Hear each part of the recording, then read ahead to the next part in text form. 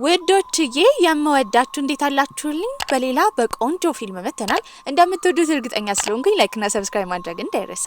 ይበልጥኛል ለማበረታታት ደግሞ እንደተለመደው ቪዲዮዎቻችንን በቪፒኤን ብቻ ማየት ነው። ወደ ቪዲዮ ፊልማችን የሚጀምረው ገጠራማውን የቻይና ከተማ እያሳየን ሲሆን እዛ ሀገር ውስጥ ሁለት ባለ ግዛቶች ነበሩ። አንዶቹ ሁዋይዋን የሚባለው ሲሆኑ ሌሎቹ ደግሞ ሺዋንዉ ነበሩ። ሁዋይዋን የሚባለው ከተማ የሚመራው በሴቶች ነበረ። የሴቶችን የበላይነት የሚያከብር ሲሆን ሺዋንዩ የተባለው ደግሞ የወንዶችን የበላይነትና ወንዶች የሚመሩበት ከተማ ነው። ታዲያ በቅርቡ በኖረው ጦርነትም አማካኝነት የወንዶቹ ሺዋንዩ ግዛት ስለተሸነፈ ሃንሱኦ የተባለውን የንጉሳቸውን ልጅ የላኩት ወደ ሴቶቹ ግዛት ነበረ። ይህም ለፖለቲካ ሰርግ ሲሆን ፖለቲካቸውን ለማስተካከል ነበረ። የሚያገባውም የሁዋንዋን ግዛት ሁለተኛ ልዕልት የሆነችውን ልጅ ነበረ። በዛው ሰዓት ደግሞ ሶስተኛዋ ልዕልት በአካባቢው ከባድ ችግር እየፈጠረች ነበረ። በፈረስ እየጋለበች የተለያዩ ወንዶች እሷን ለማስቆም እየተከተሏት ነበረ። ከአንድ ሰው ጋርም ትጋጫለች። በዚህም ዘላ ልትወድቅ ስትል ግን የያዛት ሃንሹኦ የሚባለው ልጅ ነበረ። ታዲያ እሷ ሶስተኛዋ ልዕልት እንደሆነች አላወቀም። የሚያገባት ሁለተኛዋ ልዕልት መስላው እሷን ለመማረክ ነበረ የማዳኑን ስራ የሰራው። ነገር ግን እሷ ልክ እንዳየችው በውበቱ ተገርማ ነበረ። በዚህ በቅርቡ እንደምታገባው ነበረ ቀጥታ የተናገረችው። እሷም ቼን ትባል ነበረ። ይሄ ሁሉ ግን የልብ ወለድ መጽሐፍ ነበረ። የምትጽፈውም ሻው ቼን ትባል ነበረ። ታዲያ በቅርቡ የጻፈችውን መጽሐፍ ስለጨረሰች ያንን መጽሐፍ በተደጋጋሚ እያነበበችው ነበረ። ምክንያቱም በቅርቡ ወደ ፊልም እንደሚቀየር ተነግሯት ነበረ። ስለጨረሰችም በጣም ደክሟት እዛው ትተኛለች። በዛ ሰዓት ግን ራሷን ነበር የሳተችው። ራሷንም ያገኘችው የምትጽፈው ገጸ ባህሪ ውስጥ ሶስተኛዋን አስቸጋሪዋን ልዕልት ቺንቺንን ሆና ነበረ። በዚህ ሰዓትም ተላላኪዋ ዚሮዌ ወደ እሷ ከመጣ በኋላ የሰርግ ስነ ስርዓቱ እንደተዘጋጀላት ነበር የተነገራት። ይህንን መጽሐፍ እሷ ስለጻፈችው ሁሉን ነገር ስለምታውቀው በዛ ሰዓት ደግሞ ሶስተኛዋ ልዕልት ቺንቺን የምትመረዝበት ነበረ። በዚህም ያንን የተዘጋጀላትን ዘውድ ካደረገች በኋላ የሄደችው ሃንሱኦ ጋር ነበረ። ልትገለኝ ፈልጋለህ አይደለ? የትኛው ምግብ ላይ ነው መርዝ የጨመርከው? እዚህኛው ላይ ነው ወይስ እዚህኛው ላይ? ሁሉንም በልቻለሁ ግን ምንም አልሆንኩም። በእርግጠኝነት መርዙን ከንፈርህ ላይ ነው አይደል ያደረከው? ቆይ ምንድነው የምታወሪው? ስለምን መርዝ ነው የምታወሪው? በዚህም እየተቅለበለበች ከንፈሩን ትስመዋለች። ወዲያው ራሷን ነበር ይሳተችው። ታዲያ እሱም ሐሳቡ ሃንሱኦ እሷን ከገደለ በኋላ ሁለተኛዋን ንግስት ቺንቹንቹን ለማግባት ነበረ። ምክንያቱም እሷ ለግዛቱ ትመጥናለች ብሎ ያስባል። በጣም ኮስታራ እንዲሁም ማርሻል አርት ላይ ጎበዝ የሆነች ሴት ነበረች። በቀጣይ ቀንም ላደረገው ጥፋት እንደሚገደል ነበር የተነገረው። ይህንን የሰማችው ቺንቺን ግን እንዲሞት ስላልፈለገች ቀጥታ የሄደችው የሀገሪቷ ንግስት እናቷ ጋር ነበረ። እናቷንም ትለምናት ጀመረ። በዚህም እርጉዝ እንደሆነች እየተናገረች ነው። ሃንሱኦ እንደሆነ ብትናገርም እናትየው ልታምናት አልቻለችም ነበረ። ታዲያ እሷ እርጉዝ ከሆነች ያረገዘችውም ከሃንሱኦ ስለሆነ እናትየው ምንም ማድረግ ስለማትችል እንዲፈታ ነበር ያዘዘችው። ታዲያ ከትንሽ ቆይታ በኋላ ከእናትየው ጋር ምግብ እየተመገበች እያለ ግን የእናትየው አማካሪ የቺንቺን እጅ ላይ ልጃገረድ እንደሆነች የሚያሳየው ምልክት ነበር ያየው። እስካሁን እየዋሸች እንደሆነም ይታወቅባታል። ሃንሱኦ ወደዚህ የመጣበት ዋና ዓላማው ሁለተኛ ልዕልቷን ከማግባት ውጪ ድራገን የተባለ ፍጥረት የሱ አጥንት በግዛት ውስጥ ስላለ ያንን አጥንት ደግሞ ለልብ በሽታው ፈውስ ለማግኘት ለመጠቀም አስበው ነበረ። ታዲያ እናቷ የእሷንና የሃንሱኦን ግንኙነት ስላልፈቀደች ግድ ሃንሱኦንና ሁለተኛዋን ልዕልት ቹንቹን ለማግባባት ነበር ያሰበችው። በመቀጠልም እሱን ይዛው የሄደችው ሊንጂ ከተባለች ከልጅነቷ ጊዜ ጀምሮ ጠላቷ የሆነች ልጅ ጋር ነበረ። እዛም ሃንሱኦን ለማወዳደር ተዘጋጅታ ነበረ። ውድድሩም የድብድብ ነበረ። ሃንሱኦ ግን ይሄ ነገር ስልችት ስላለው ሊገል ሰይፉን የመዘዘው ቺንቺን ላይ ነበረ። ልክ ያ ሰይፍ ደረቷ አካባቢ ሊደርስ ሲል ግን የመጣችው እህቷ ቹቹ ነበረች። በዚህም ከሱ ጋር ይደባደቡ ጀመረ። በሚደባደቡበት ጊዜ እሷ በጣም ቀልጣፋ ነበረች። ልብሱን ሁላ እስከ ማውለቅ ደርሳ ነበረ። በዛ ሰዓት ደግሞ ሁለቱ በሚደባደቡበት ጊዜ የማቀራረብ ሀሳቧ ስለተበላሸባት በዚህ ሰዓት የሆነ ሰው መጥቶ ይህንን ድብድብ ቢያስቆም ብላ እየጸለየች እያለ ከልጅነቷ ጀምሮ እጮኛዋ እንዲሆን የተመረጠላት ፔሄንግ የተባለው ልጅ ይመጣል። እሱም ነገሩን ማስተካከል ችሎ ነበረ። ከዛም በኋላ ግን ሃንሱኦ ቺንቺንን በጣም አክሮፏታል። ጥፋቱ የእሷ እንደሆነ ስለተረዳችም ቀጥታ እሱ ጋር ትሄዳለች። ታዲያ እሱ ደግሞ በዛ ሰዓት ወጥመድ አዘጋጅቶላት ነበረ። የተለያዩ ሰዎችን ቀጥሮ በቀስት እንድትመታ ለማድረግ እንዲሁም እሷን ለመግደል ተዘጋጅቷል። እሷም እሱ ክፍል ከገባች በኋላ ከዚህ ቀደም ልብሱ የተቀደደው በእሷ ምክንያት ስለሆነ ልብሷን ተወላልቅ ጀመረ። ባልተገባ መልኩ እሱን ለማማለል እየሞከረች ስለሆነ እንድታርፍ ይነግራታል። ቀጥላም ሌላ ልብሷን ልታወልቅ ስትል ግን ወዲያው ብርድ ልብሱን ነበር ያለበሳት። እሷም ልጃገረድ እንደሆነች የሚያሳየው ምልክት ካየ በኋላ ከዚህ ቀደም እርጉዝ ነኝ ያለችው ውሸት እንደሆነ ይጠይቃታል። እሷም እሱን ለማዳን እንደሆነ ነበር የተናገረችው። እሷን ለመግደል እሷ ደግሞ እሱን ለማዳን እየሞከሩ እንደሆነ ስለተረዳ የጥፋተኝነት ስሜት ስለተሰማው እሷ ወደ ውጪ ልትወጣ ስትል ተከትሏት ነበር የወጣው። ቀስቱ እንዳይመታትም ብርድ ልብሱን በመጠቀም ከከለላትም በኋላ ሊያድናት ችሎ ነበረ። በቀጣይ ቀንም ለሱ ስጦታ መስጠት ስለፈለገች እሱ ክፍል በድብቅ ከገባች በኋላ የተለያዩ ጫማዎችንና ልብሶቹን ለመለካት እየሞከረች ነው። ወዲያው እሱ ይመጣባታል። የሆነ ነገር እንዳደረገች ቢጠራጠራትም እሷ ግን አንገቱን ላመለካት ጀመረች። በገመድ ስትለካ ስለነበረ እሱ ግን ልታንቀው ነበር የመሰለው። ታዲያ ወደ አንድ ቦታም ይዛው ትሄዳለች። እስከ አመሻሽ ድረስ አብረው እየተዝናኑ ይበልጥ ተዋውቀው ነበረ። እሱ ግን የልብ ህመሙ በጣም እየተባባሰ ነው። በዚህም ተደብቆ በግዛቱ ዘንድ ትልቅ ቦታ የሚሰጠውን የድራጎኑን አጥንት ከወሰደች በኋላ እንዲቀቀል ነበር ያዘዘችው። ታዲያ እንደተሰረቀ በተሰማበት ጊዜ ንግስቷ በጣም ትናደዳለች። ሃንሶውን ነበር የጠረጠረችው። በዚህም እናትየው ይዛ እንዳታፋጥጣት በማድረግ መርዝ እንደጠጣች ማስመሰል ጀመረች። ራሷንም ትስታለች። ይህንን ያየው ሃንሶ ግን ለሱ የተሰጠውን መድኃኒት ለሷ ሰጥቶ መርዙን ለማሻር ነበር ያሰበው። ታዲያ እሷ ቀስ ብላ ታንሾካሹክለት ጀመረ። ውሸቷን እንደሆነና እንዲጠጣው ትነግሯለች።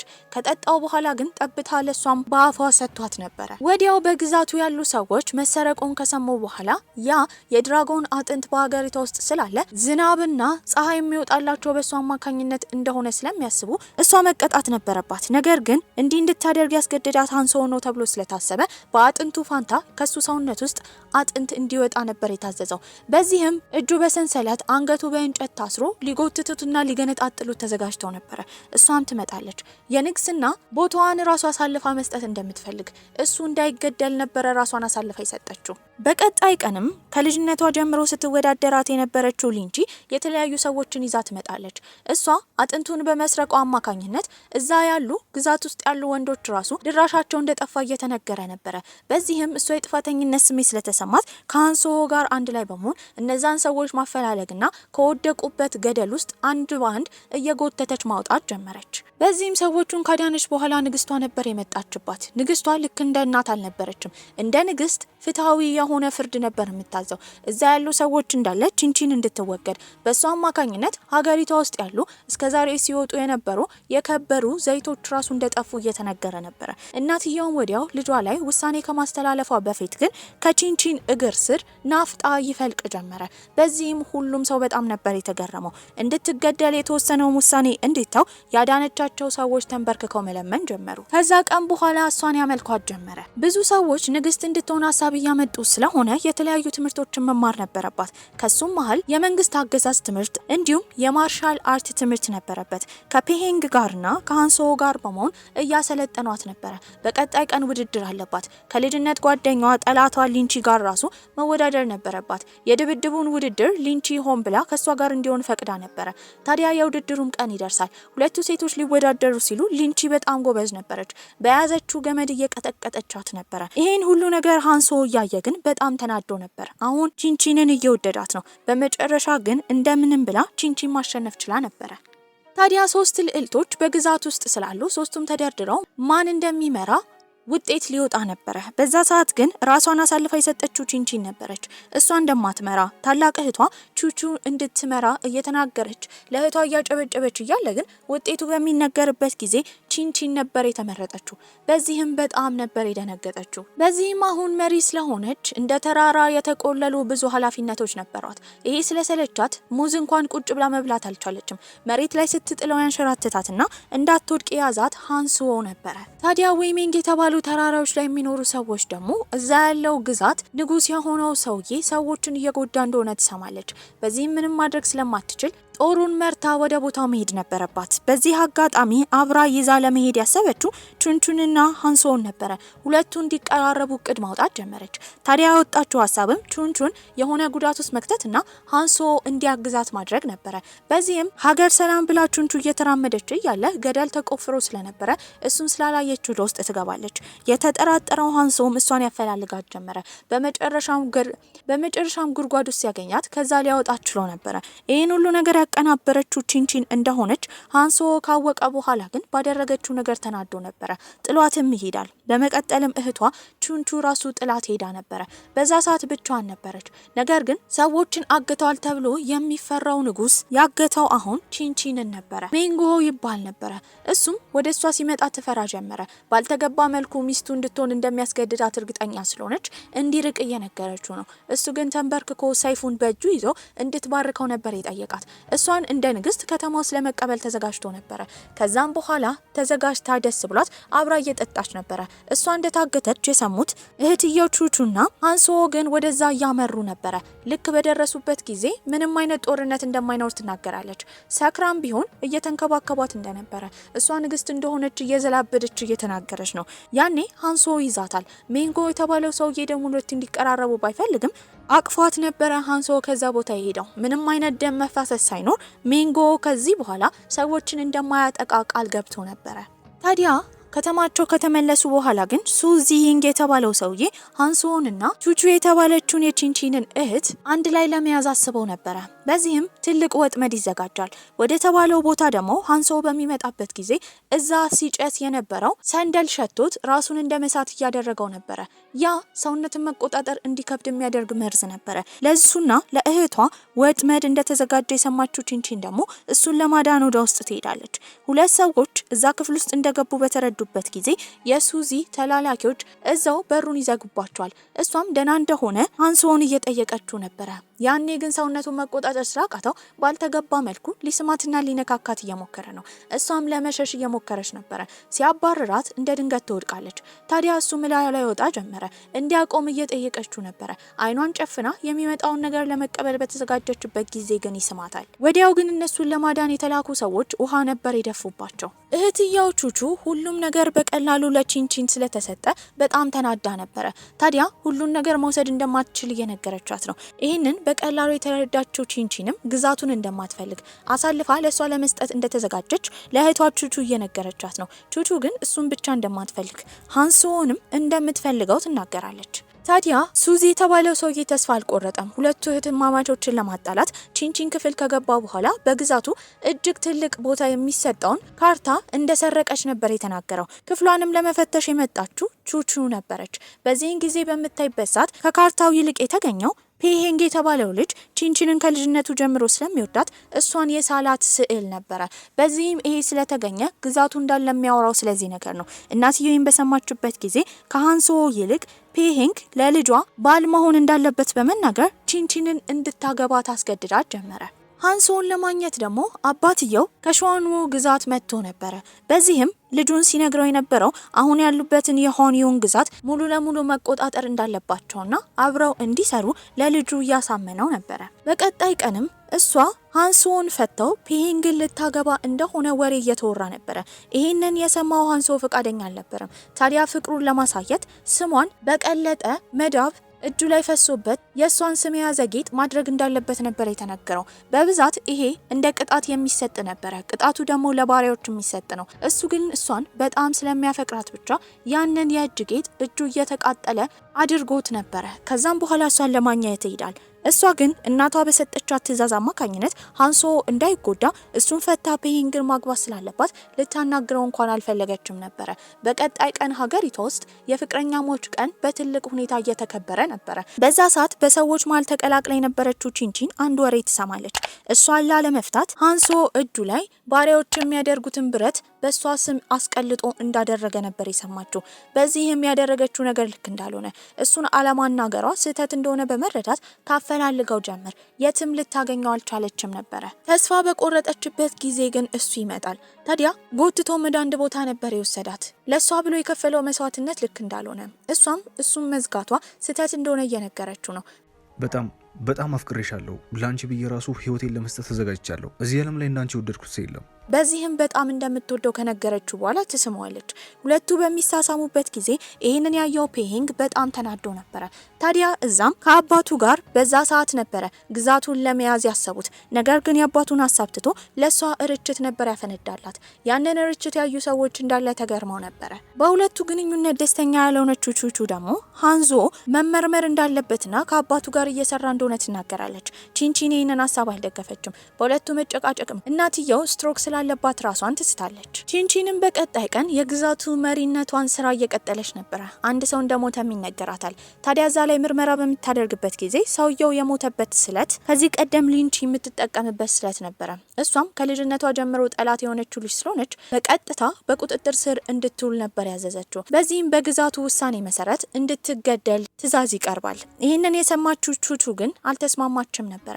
እሷን ለማግኘትም ቺንቺን ወደ ታሰረችበት ቦታ በሄደችበት ጊዜ ከዚህ ሀገር እንድትወጣ በግድያ ፋንታ ከዚህ ለቃ እንድትሄድና ታዲያ በገንዘብ መለወጥ ይረዳት ዘንድ ብላ ትልቅዬ ወርቅ ነበር የሰጠቻት። ሊንቺ ግን በዚህ ሀሳብ አልተስማማችም። ሰውየው እንዲገደል አብራ ስትሰራ የነበረው ከሁለተኛ ልዕልቷ ቹቹ ጋር ስለነበረ ለምን እሷ እንደተወቻት እየጠየቀች ነበረ። ሁሉም ሚስጥሯን እንደምታቅባት የተረዳችው ቹቹ ደግሞ እሷ በቀጣይ ቀን ወደ ሌላ ሀገር በምትላክበት ሰዓት ገዳዮችን ነበር ያዘዘችባት። በዚህም ሊንቺ እንደምንም ብላ ለማምለጥና ለመደባደብ ብትሞክርም በቀስት አማካኝነት ልቧ አካባቢ ትወጋለች። በዚህም ወንዙ ላይ ተንሳፋ ነበረ። ገዳዮቹም ይህን በሰሙበት ጊዜ ዜናው በሀገሪቷ ይወራ ጀመረ። ታዲያ ሊንቺ እንዲህ በቀላሉ ከተገደለች ሃንሶንም ያስወግዱታል ብላ ቺንቺን በጣም ፈርታ ነበረ። በዚህም እሱን ለመለየትና ለመፍታት ነበር ያሰበችው። በቀጣይ ቀንም በሀገሪቷ ውስጥ ታዋቂ ዘፋኝ ነበረ። ስሙ ይባል ነበረ።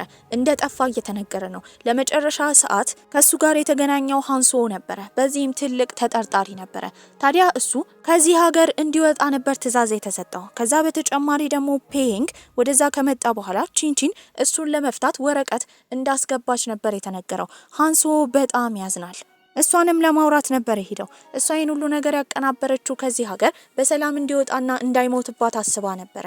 ታዲያ እንደምትወደው ይጠይቃታል። እሷ ግን እንደማትወደው ከዚህ ቀደም ማርሻል አርት እንዲያሰለጥናት ያደረገችው እሱን ልቡን ለመስረቅ አስባ እንደሆነ ከመጀመሪያው ጀምሮ ስታታልለው እንደነበረ ነበር የነገረችው። ይህን ሲሰማ በጣም ይናደዳል። እሷን እንደሚወዳት ያመለከተውን ላዩ ላይ የቀለጠበትን ብረት ራሱ በንዴት እጁ እየተጎዳ ሰባብሮ ጥሎላት ነበር ሄደው። እሱ ከሄደ በኋላ በዝናብ ላይ ስቅስቅ ብላ ማልቀስ ጀመረች። በሌላ በኩል ሞታለች ተብሎ ውሃው ላይ ስትንሳፈፍ የነበረችው ሊንቺ አልሞተችም ነበረ። ከዚህ ቀደም ቺንቺን የሰጠቻት ወርቅ ደረቷ አካባቢ ስለነበረ ቀስቱ የመታው ወርቁን ነበረ። ራሷን የሳተችው በድንጋጤ ብቻ ነበር። ወደ ራሱ ከተማ እየተመለሰው ሃንሶም አዝኖ በነበረበት ጊዜ ምግባቸው እንደተመረዘ በግዛት ውስጥ ይወራል። ይህንን ያደረገችው ቹቹ ነበረች። በዚህም ምናልባት ይህንን ያዘዘችው ቺንቺን እንደምትሆን ሁለቱ አንድ ላይ እንዲሰሩና ቺንቺንን ከግዛቷ ለመገልበጥ ነበር ያሰቡት። በዚህም ይስማማሉ። ሀገር ሰላም ብላ በቀጣይ ቀን ሰክራ የተኛችው ቺንቺን ጠዋት ስትነሳ ሀገሪቱ ሙሉ ለሙሉ ወታደሮች ተቆጣጥረውት ነበረ። ታዲያ ደብዳቤ አምጥቶ አንድ ሰው ይሰጣታል። ያንን ደብዳቤ በእንቅልፍ ልቧ ካነበበች በኋላ ግን ትኩረት ስታደርግ የነበረው ደብዳቤውን የሰጣት ሰውዬ ላይ ነበር። የሰጣትም ሃንሶ ነው። በዚህም ህልም እንደሆነ በማሰብ ደግማ ተኝታ ነበረ። እሱም ይቀሰቅሳታል። ሙሉ ከተማው በወታደሮች ቁጥጥር ስር እንደሆነ ከዚህ በኋላ የሱ ባሪያ እንደሆነች ታዲያ ከዚህ ቀደም ስታታልለው ስለነበረ አሁን ሊበቀላት እንደመጣ ነበር የነገራት። ፔሄንግም እሷን ለማግኘት ቢፈልግም ሃንሶ ግን ሊፈቅድለት አልቻለም ነበረ። ቺንቺንም የማትችለውን ስራ ልክ እንደ ባሪያ ትሰራ ጀመረ። ካውያው ራሱ እጇን አቃጥሏት ነበር። ራሷንም ከሱ ለመከላከል አንዴም እንኳን የማርሻል አርት ጥበባን ተጠቅማ አታውቅም ነበረ። ምናልባት ከዚህ በፊት እንደዋሸችው ነበር የተረዳው። ግዛቱ ላይ መፈንቅለ መንግስት ለማድረግ የተዘጋጀችው ቹቹም ከዚህ በኋላ ሃንሶ አብሯት መስራት እንደማይፈልግ ነበር የተናገረው። ያኔ በሁለቱ መካከል ትልቅ ጸብ ይፈጠራል። ንግስቷም ይሄን ከሰማች በኋላ አንድ ተላላኪ ወደ እሷ መጥቶ ቹቹ ላይ ይቅርታ እንድታደርግ ነገር ግን ሃንሶ መገደል እንዳለበት ነበረ ያማከራት። በዚህም ሃንሶ መፈንቅለ መንግስት በማድረጉ ሊገደል ስለተዘጋጀ እስር ቤት ልታገኘው የሄደችው ቺንቺን ነበረች። እባክህ አግባኝ፣ ከገባኝ ነገሮች እንዳለ ወደ ድሮ ይመለሳሉ። እሺ። በቀጣይ ቀንም አንገቱን ሊቀላ መድረክ ላይ ነበር የወጣው። ሁሉም ሰው እንዲሞት ፈልገው ነበረ። ያኔ እየሮጠች የሄደችው ቺንቺን ናት። እሱ እንደማይሞት ራሷን አሳልፋ መስጠት እንደምትችል ሁላ ድጋሚ ትናገር ጀመረ። እናትየው ትንሽም እንኳን አራራችላትም ነበረ። ያኔ ለማሳመን ስለት ካወጣች በኋላ ራሷን ነበር የወጋችው። በዚህም እሱ እያለቀሰ እሷ ራሷን ትስታለች። ታዲያ አንደኛ የሀገሪቷ ልዕልት የሆነችው ልጅም ሐኪም ስለነበረች እሷን ታክማታለች። ታዲያ እንደሞተችም ነበር የተነገረው። በዚህም ልጇ ስለሞተችባት ንግስቷ ምንም ብትናደድም ንግስት ስለሆነች ስሜቷን ዋጥ ማድረግ ነበረባት። የምትቀበርበትም ቀን ይደርሳል። ይሄ ሁሉ ነገር ግን ድራማ የመሰላችሁ ሰዎቿን መቃብር ስፍራው ድረስ የቺንቺንን አስክሬን እንዲከተሉ ነበር ያዘዘችው። ያኔ ነገሮች ስለተስተካከሉ ከኮፈን ውስጥ የወጣችው ቺንቺን ነበረች። ነገር ግን ሊገሏት ቹቹ ሰው ስለላከችባት እሷን ሊገሏት ሲሉ ያዳናት ሃንሶ ነበረ። እሱም ወደ ራሱ ከተማ ይወስዳታል። እዛ እንደሚጠብቃት ነበር የነገራት። ከሱ ቤተሰቦች ጋርም በቀላሉ መኖር ችላ ነበረ። ነገር ግን ዋና ንግስቷ ከቀናት በኋላ ቹቹ ቺንቺንን ለማስገደል ሙከራ እንዳደረገች ትሰማለች። ይህንን ነገር ጭራሽ ልትቀበለው አልፈለገችም። ታዲያ ቹቹን በተደጋጋሚ ይቅርታ ብትጠይቅም እናትየው አንድ ሚስጥር ነበር የተናገረችው። ቹቹ የራሷ ልጅ እንዳልሆነች፣ የራሷ ልጅ ቺንቺን ብቻ እንደሆነች፣ ታዲያ ግን እሷ የአንዱ ጀነራል ልጅ እንደሆነች፣ እሷን ለማሳደግ እንደሞከረችና መቼም ቢሆን ግዛቱ ለእሷ እንደማይሰጣት ነበር የተነገራት። በዚህም ቹቹ እናትየውን ስላሳደገቻት ከማመስገን ይልቅ በጣም ተናዳ እሷን ራሱ ለማስወገድና መሪ ለመሆን ነበር ያሰበችው። በዚህም የጦሩ አባላት ጋር በመሄድ መፈንቅለ መንግስት ለማድረግ ስለተዘጋጀች ለማድረግ ያሰበችው የወንዶቹ ግዛት የሚደረገላቸውን ድጎማ እንዳለ ማቆም ነበረ። ታዲያ ቺንቺን እዛ እንደምትኖር በህይወት ስላወቀች እሷን አሳልፎ ለሚያመጣ ሰው ደግሞ ረብጣ ገንዘብ እንደሚሰጥ የሚያሳዩ ወረቀቶች እንዳለ ይለጠፋሉ። በዚህም ይህንን አጋጣሚ ለመጠቀም ያሰቡት ሃንሶና ቺንቺን እሷን በውሸት አንድ ሰው ይዟት እንዲሄድ ነበር የተነገረው። ታዲያ ወደ ግዛቱም ታስራ በሄደችበት ጊዜ ቹቹ እሷን በቁጥጥር ውስጥ ስለዋለች ደስ ብሏት ነበረ። ይሄን አጋጣሚ በመጠቀምም ወዲያው ስለት በማውጣት እሷ ልትወጋ ስትል በእሷ ፋንታ የተወጋላት ሃንሶ ነበረ። በዚህም ከባድ ኮማ ውስጥ ይገባል። ታዲያ በከተማ ውስጥ አንደኛ ልዕልት የነበረችውም እሱን ታክመዋለች። ትንሽ ቀናቶች ብቻ እንደቀሩትና ሊሞት እንደሆነ ነበር የተነገረው። ታዲያ ያን ቀን አምላካቸው ከሰማይ መልስ የሚሰጣቸው ቀን ነበረ። ትልቅ ክብረ በዓል ተዘጋጅቷል። ሶስቱ ሴቶች ሻማ ካበሩ በኋላ ሰማዩ ከጠቆረ ንግስት እንደማይሆኑ ካልጠቆረ ደግሞ ንግስት እንደሚሆኑ የሚያሳይ ነበረ። በመጀመሪያ ቹቹ ነበረች ሰንደሉን ያበራችሁ። በዚህም በምታበራበት ጊዜ ሰማዩ ሙሉ ለሙሉ ይጠቁራል። አምላካቸው እሷ ንግስት እንድትሆን አልፈለገም ነበረ። በመቀጠል ደግሞ አንደኛ ልዕልት የነበረችው ሻማውን ታበራለች። ያኔ ሰማዩ ይከፋፈት ጀመረ። ሁሉም ያመሰግናሉ። በመቀጠል የቆመችው ቺንቺን ነበረች። ታዲያ ዳር ላይ ሁሉን ነገር ቆማ ስታይ የነበረችው ቺንቺን ነበረች። ሃንሶም እሷ ንጉስ እንድትሆን ከመሞቱ በፊት ማየት ስለሚፈልግ ወደ ቀይ ምንጣፉ እንድትመጣ እየነገራት ነበረ። እሷ ግን ወደ ቀይ ምንጣፉ ከመጣች በእርግጠኝነት አሁን ካለችበት የመጽሐፍ ዓለም እንደምትወጣ ታቅ ነበረ። በዚህም ምንም ማድረግ ስለማትችል እሱ በተደጋጋሚ ካፉ ደም ሲተፋ ሰንደሉን ታበራለች። ታዲያ ሰማዩ ብቻ አልተከፈተም። ከዚህ ቀደም ታይቶ የማይታወቅ በጣም የሚያምር ፀሐይ ነበር የወጣው። ያኔ ሁሉም ሰዎች ንግስት እንድትሆን ይሰግዱ ጀመረ። ታዲያ እሷም ልክ ሃንሶ ጋር እንደደረሰች እንዳሰበችው የተመለሰችው ወደ እውነተኛው ዓለም ነበረ። በዚህም በጣም ታዝናለች። ነገር ግን ዜና ላይ በቅርቡ እሷ የጻፈችውን መጽሐፍ መሪ ተዋናይ ሆኖ የሃንሶን ገጸ ባህሪ የሚጫወተው ልጅ ስታየው ቁርጥ እዛኛው ዓለም ላይ ያለውን ሃንሶ ይመስል ነበረ። ታዲያ ከሰዓታትም በኋላ ይደወልላታል። በቅርቡ ቀረጻው እንደማይደረግ ዋና ገጸ ባህሪውን የሚጫወተው ልጅ ጉዳት ደርሶበት ሆስፒታል እንደገባ ነበር የሰማችው። እየሮጠችም ወደዛ ትሄዳለች። ታዲያ ስታየው ደንግጣ ነበረ። እሱም ደንግጧል። ስለ መጽሐፉ ዓለም እንደሚያውቅ የተለያዩ ጥያቄዎች ትጠይቀው ጀመረ። እሱ ግን ምንም ሊመልስላት አልቻለም። የመለሰላት ግን ታዲያ የኖረውን እንዳለ እንደሚያስታውስና ምን እንደሆነ ግን ግራ እንዳጋባው ነበር የነገራት። በዚህም የተረዳችው ገጸ ባህሪው ላይ ያለው ሃንሶ ነፍስ ዘርቶ ወደዚህ እንደመጣላት ነበረ። ደስ ብሏትም ታቅፏለች። በዚህ ቆንጆ አስተላለቅም ፊልማችን እዚህ ላይ አብቅቷል። ደህና ቆዩልኝ።